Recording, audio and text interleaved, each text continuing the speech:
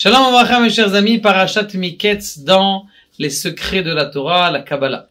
Regardez, mes chers amis, on sait très bien que nous sommes dans les parashiot Miketz dans lesquels, on parle des tribus. À quoi elles servent, a priori, ces tribus? On sait très bien que dans le ciel, il y a 12 portes et qu'on irait que chaque de nos prières, en fonction de la tribu dans laquelle nous nous trouvons, elle passe par cette tribu. Mais quelle est l'importance, qu'Akadosh Baruch Hu, il a fallu qu'il mette 12 tribus pour justement ouvrir ses portes dans le ciel.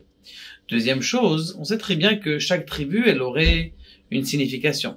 Quelle est la différence entre la tribu de Yosef, puisqu'on voit que l'acteur et la star de toutes les parachutes qu'on va voir bientôt, c'est Yosef, et les autres tribus qui a l'air d'être là, c'est vrai, mais quand même moins, on va dire dans notre langage, star.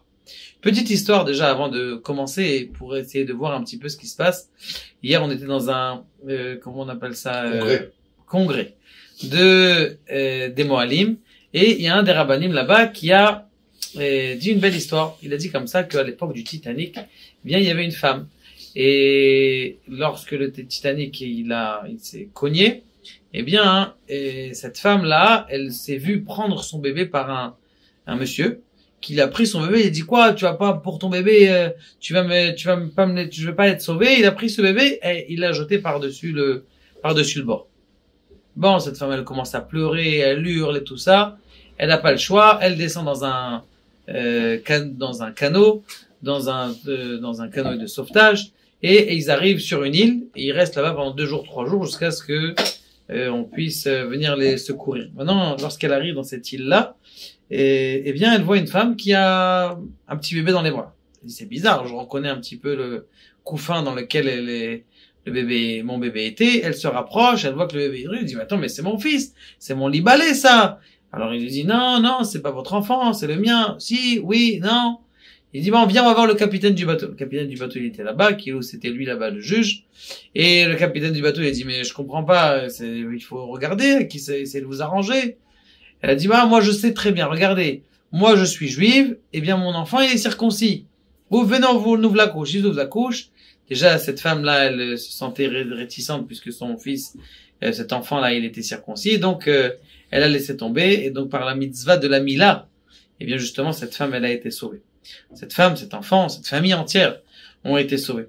Maintenant, la Sheila qui se pose, fort de cette histoire, ça veut dire, on sait très bien que Yosef et le Yesod et la Brit Mila, il y a un kécher très fort avec eux. Mais regardez, venez, selon la Kabbalah, on voit qu'est-ce que le Arizal nous explique au sujet de la notion de chacune des tribus. Reuven, il dit le Arizal, que ça fait référence au Chesed, au bien. Shimron à la rigueur, Lévi à la Tiferet, Issachar, Hod, Netzach Vehod, et puis après, Yosef, Yesod, et Yehuda, la Malchut. Regardez, qu'est-ce que ça nous donne, toutes ces choses-là?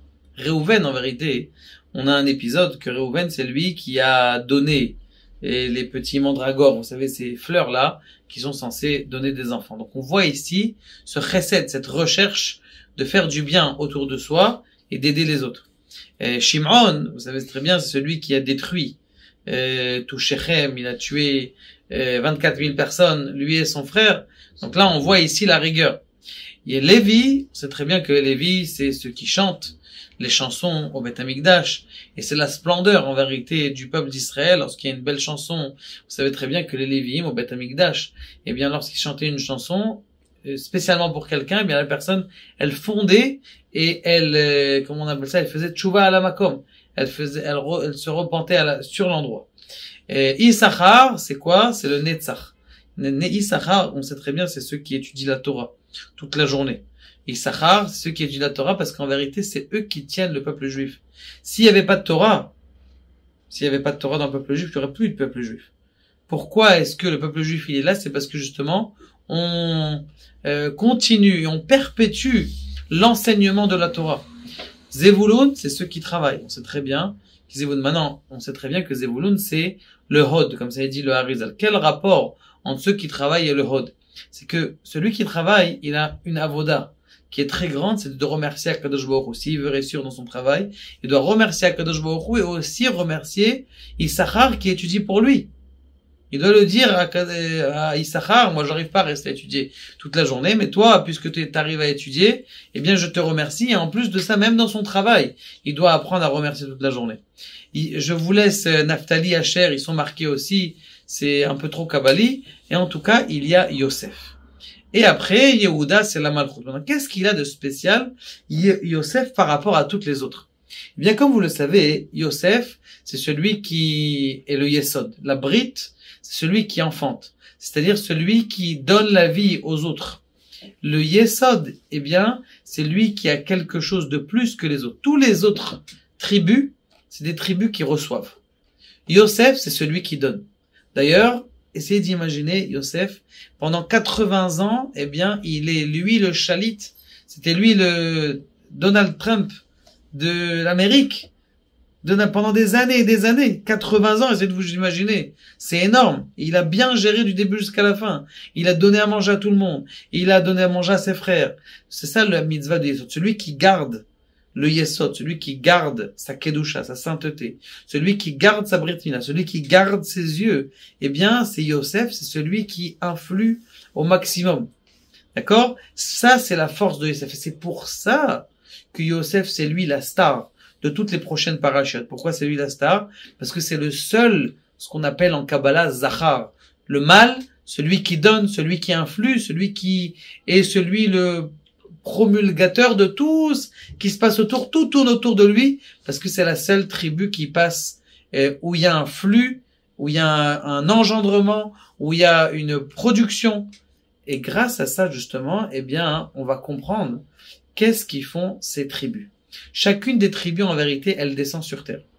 Chaque tribu, c'est un keli, un ustensile pour essayer de faire la résonance de la lumière divine. Réhouven, il fait la résonance sur terre de la bonté. Shimon, de la rigueur. On a besoin de tout le monde.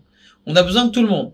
Et donc, en vérité, tout ça, c'est la Merkava, c'est le trône céleste. D'ailleurs, c'est pour ça que je voudrais vous raconter dans cette histoire, c'est que grâce à la Brit Mila, eh bien, cette femme-là, elle a sauvé son fils grâce à la Brit Mila, elle a eu à voir son fils, parce que justement, c'est ça la Chotam, c'est ça le sceau du roi.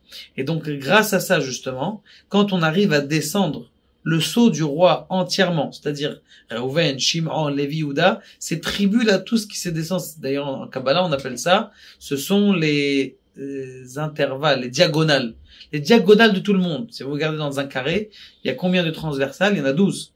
Il y a une tranche, deux tranches, trois tranches, vous allez voir qu'il y a 12 dans un carré. Ça veut dire qu'en vérité, c'est une sorte de cube dans lequel on est, c'est une forme dans lequel toute la lumière d'Akadosh Baruch Hu, elle est réceptacle à l'intérieur. Et d'ailleurs, il dit le Harizal, que lorsqu'on prie dans le Nosach des Sfaradim, on arrive à rentrer dans les 12 portes des 12 tribus. Et c'est pour ça qu'il est très important d'aller après nos patriarches, de comprendre qu'est-ce qu'ils ont fait nos patriarches, et surtout Yosef, parce que c'est lui qui a mis le sceau, et c'est lui, grâce à son mérite de la Kedusha, qu'on va mériter à avoir le Mashiach. Mashiach ben Yosef, Mashiach ben David, et grâce à notre mérite de faire attention à notre Kedusha, Be'ezrat Hashem, Bekarov Mamash, on va voir le Mashiach, Bimera B'Yamenu, Amen.